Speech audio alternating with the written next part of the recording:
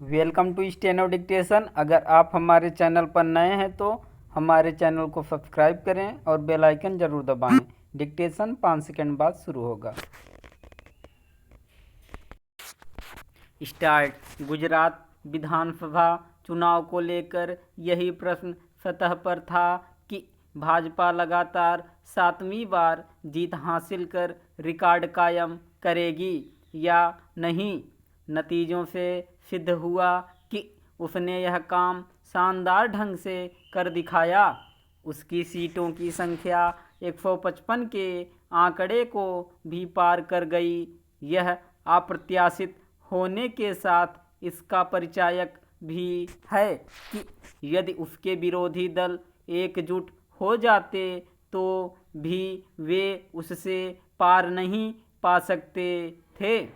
भाजपा की 7वीं बार प्रचंड बहुमत से जीत उसके प्रति जनता के भरोसे को रेखांकित करने के साथ ही यह भी बताती है कि सुशासन के जरिए जनता की अपेक्षाओं पर खरा उतरकर सत्ता विरोधी रुझान को आसानी से मात दी जा सकती है।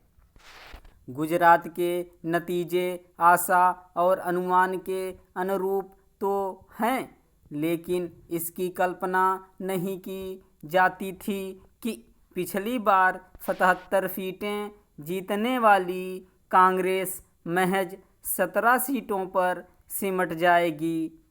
अपनी इस दुर्गति के लिए कांग्रेस स्वयं के अलावा किसी अन्य को जिम्मेदार नहीं ठहरा सकती। यह एक पहेली ही है कि कांग्रेस ने पूरे दमखम से गुजरात चुनाव क्यों नहीं लड़ा और उसके सबसे प्रभावी नेता राहुल गांधी ने वहां केवल 2 रैलियां ही संबोधित क्यों की। गुजरात चुनाव से ज़्यादा भारत जोड़ो यात्रा को प्राथमिकता देना कोई सुविचारित राजनीतिक रणनीति नहीं। जैसे गुजरात को लेकर यह प्रश्न था कि भाजपा जीत का रिकॉर्ड बनाएगी या नहीं, वैसे ही हिमाचल को लेकर यह सवाल था कि बारी बारी से सत्ता परिवर्तन का रिवाज बदलेगा या नहीं। भाजपा ने इस रिवाज को बदलने के लिए पूरा जोर लगाया, लेकिन वह नाकाम रही।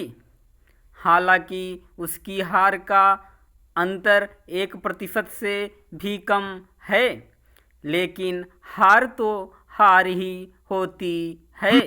वह इसे टाल सकती थी यदि उसने टिकट वितरण ढंग से किया होता और सत्ता विरोधी रुझान से निपटने के लिए समय रहते सक्रियता दिखाई होती।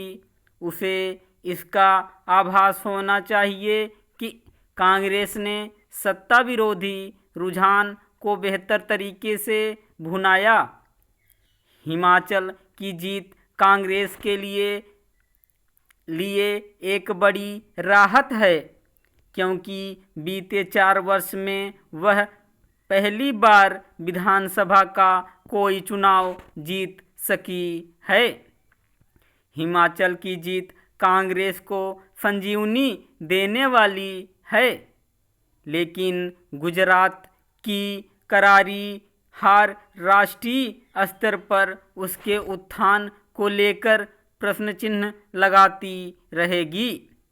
गुजरात और हिमाचल प्रदेश में तीसरे खिलाड़ी के तौर पर आम आदमी पार्टी भी मैदान में थी और अपनी जीत के बड़े बड़े दावे कर रही थी, लेकिन वैसा कुछ नहीं होना था जैसा उसकी ओर से कहा जा रहा था।